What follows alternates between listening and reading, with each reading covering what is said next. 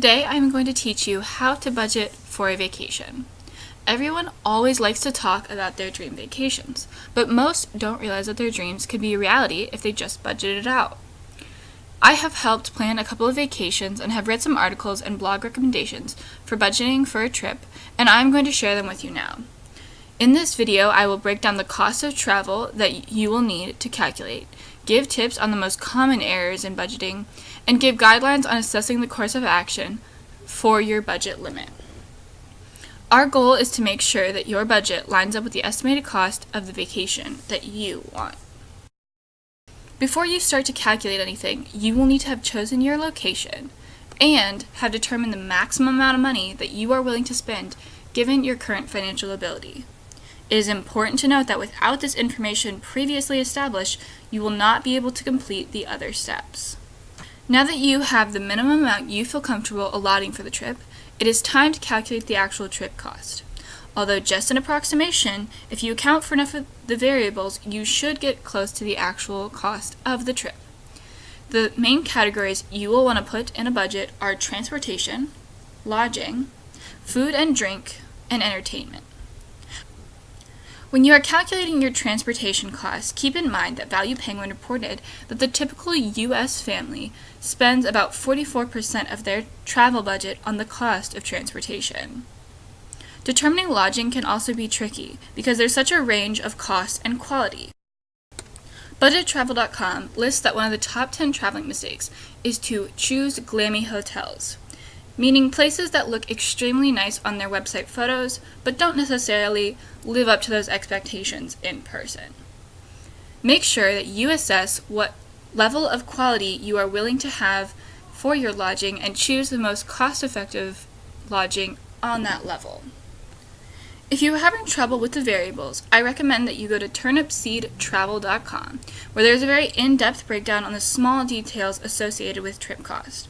There's a link in the description that you can go down to click on the specific posts. Now that you have your total approximated trip cost, you want to have 10% of it to be the value that you set aside for emergencies.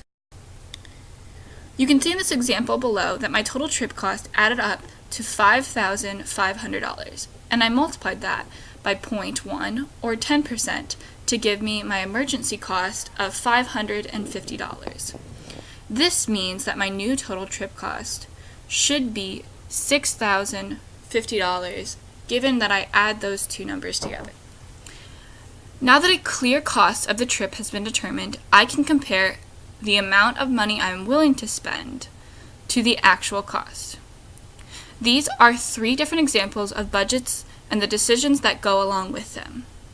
For example, if my budget is significantly under the travel cost, I would recommend either tabling the trip and set it as a one-day goal, or if you are determined to go on the trip, postpone it to a later date and be more conscious of saving money and setting it aside.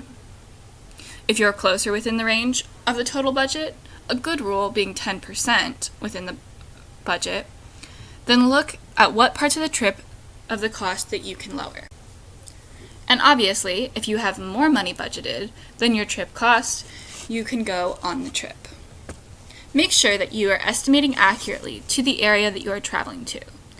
Common pitfalls include forgetting to estimate the tip in the food cost and spending more money on alcohol than you estimate.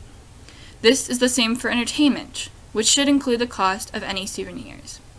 A tip is to go on the higher end of the scale for any of your estimates so that when you are on the trip, you can track your spending and know how much is left for each part of the trip. If you are into a more visual budgeting style, a really good template is available at vertex42.com, the link to which is available in the description. It gives a good start of an outline to fill out to calculate the total trip cost. However, keep in mind that it does not include the emergency cost rule of 10%. Thank you for watching, and I hope you have a great trip.